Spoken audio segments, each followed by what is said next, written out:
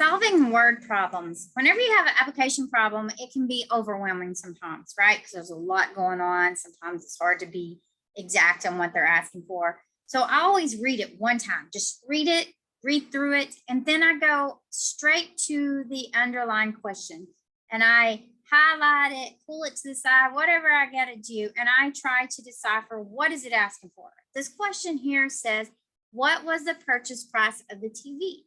So I'm like, okay, the underlying question is, what is the purchase price of TV? So I'm going to let my variable, my unknown, be that, the purchase price of the TV. All right, then I'm going to go all the way back to the beginning, which I didn't read it to you now, but I'm going to go all the way back to the beginning and reread it. So I would have by this point already read it once.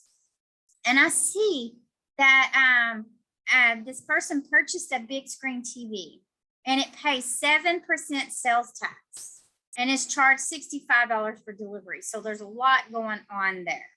So I know whatever the price of the TV is, right? I know whatever that price is going to be added to 7% times that X. Does that make sense? And then I'm going to add the $65 because that's another fee added on. And then it said the total cost of that TV after everything is said and done, they paid $1,668.93. Now we want to know how much did they pay for that TV. So I have to rewrite this 7% into decimal form because that's the only way I can put it in the equation and actually solve. So you got two options when you're undoing a percent. One is divide by 100%. You notice percent's reduced, leaves you with 7 divided by 100. Or we can take that 7 and knowing that we're dividing by 100, we're going to grab the decimal that's here.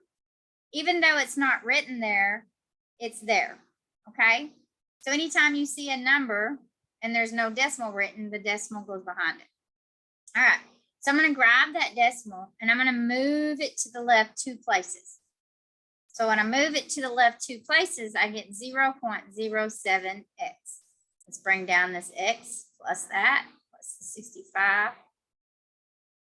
All right, so now that I got everything written down, wrong down, I see this here can be combined. So I got a 1 in front of that x, but we don't write it that way. So it's 1 plus that 0.07. So I get 1.07x. plus the 65. And some of you are going to go ahead and say, well, I could have done this step a while ago, but I'm going to do it now. I'm going to go ahead and say 65 minus on this side to make it go to 0 so I can have my variable term by itself. And then I'm going to do that over here.